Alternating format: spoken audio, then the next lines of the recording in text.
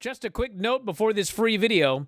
If you click like and subscribe, I'd be very thankful. Evans versus Obafemi. You know what nobody has mentioned when reviewing this match?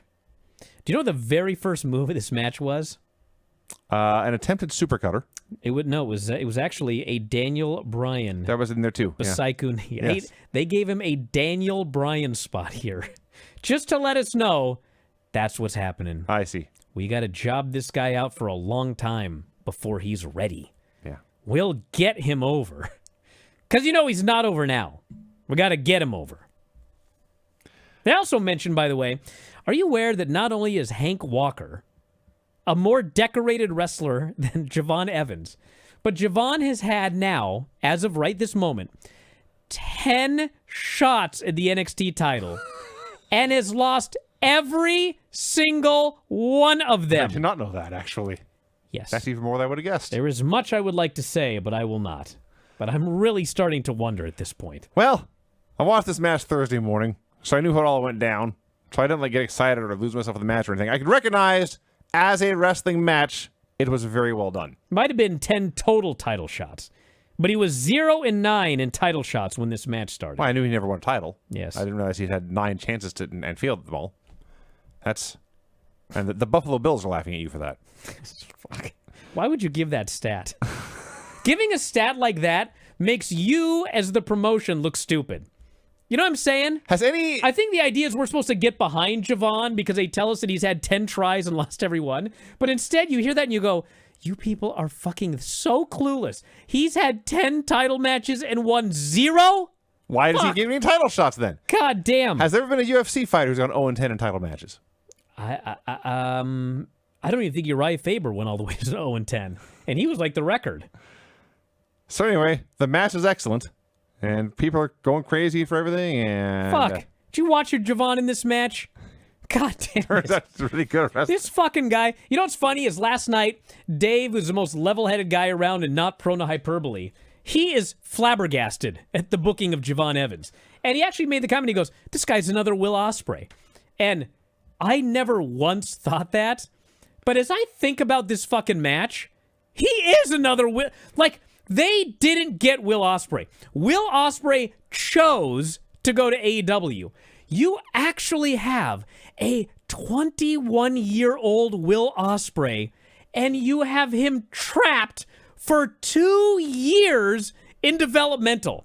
How fucking incompetent can you be? How? He finally gets the super cutter. He makes the cover. And the camera shot is set up so you can tell the referee is going to be yanked out of the ring, but you can't see who's doing it. The referee is yanked out of the ring. The camera pans over, and there's Ricky Saints. Yes. Now, I did like how Javon didn't just do the shocked, heartbroken face. No, he killed him. Javon said, you son of a bitch! And he dove on him because he's a great worker. Yes. But it was all to no avail. Oba kills him in the ring, hits the powerbomb and pins him. Same old, same old.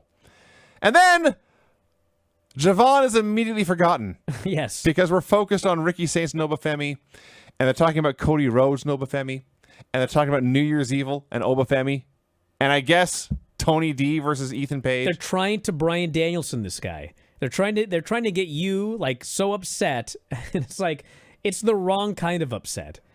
To me, it's the kind of upset where, like, it's funny now, and I don't give a shit. And if it wasn't my job, I would stop watching the show. When he gets moved up to the main roster, I will be pleased, okay? But, like, fuck. I actually had people on the internet, they go, you know, Bryan's pissed now, but when that guy wins the title at Stand and Deliver, he's going to be happy. And I was like, I can't think of anything I want less than for him to win that title at Stand and Deliver. Guys, you don't even understand what the problem is. It's not about him winning or losing. Why in the fuck is he trapped in NXT still? Do you realize that if the plan is for him to win at Stand and Deliver, that means he's fucking trapped here until at least April.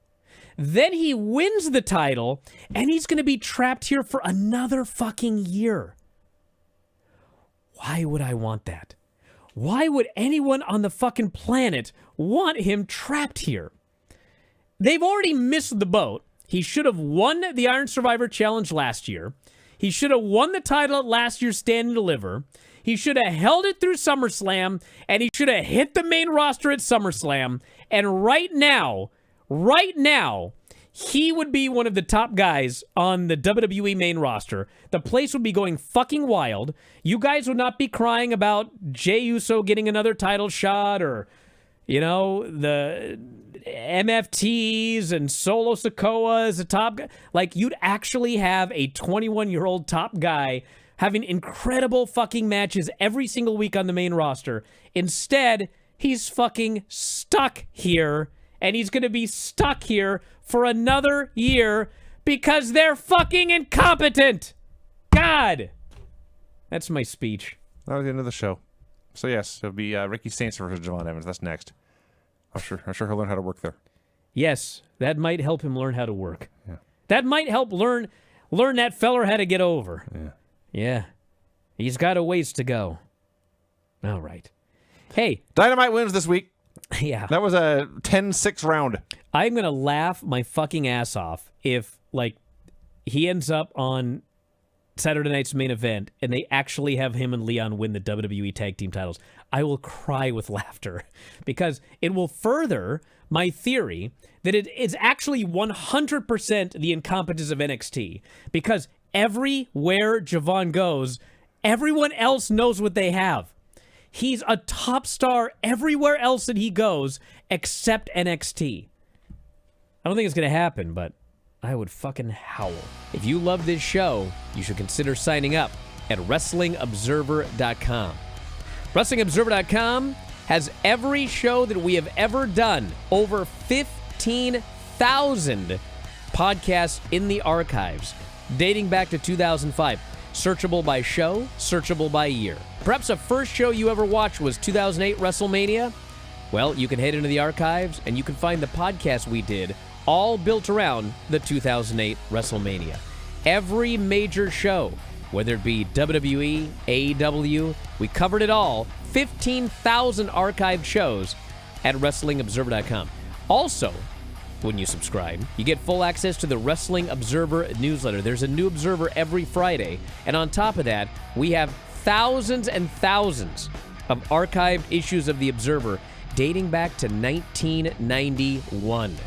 So again, WrestleMania 2008, go to the archives, search WrestleMania 2008, read all of the issues surrounding that show. Of course, Wrestling Observer newsletter, 40,000 words of news and information on pro wrestling and mixed martial arts every single week. New issue comes out every Friday. New back issue comes out every Monday. You also get the discussion board. One of the best discussion boards on the internet. It's members only. If you're going to troll, well, you got to pay to troll, and there aren't too many of those. And if you cause too much trouble, you're out of there. So if you want a great place to discuss professional wrestling, it is the board. Also available as a subscriber at WrestlingObserver.com.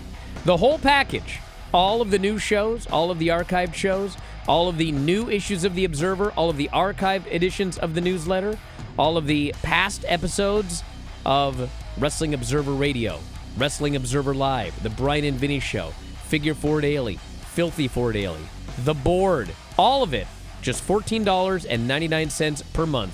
The full shebang, and you can save a lot of money getting an annual subscription. A full year, you basically get 2 months free. So check it out, WrestlingObserver.com, everything you'll ever need as a fan of professional wrestling. Check it out today, F4WOnline.com.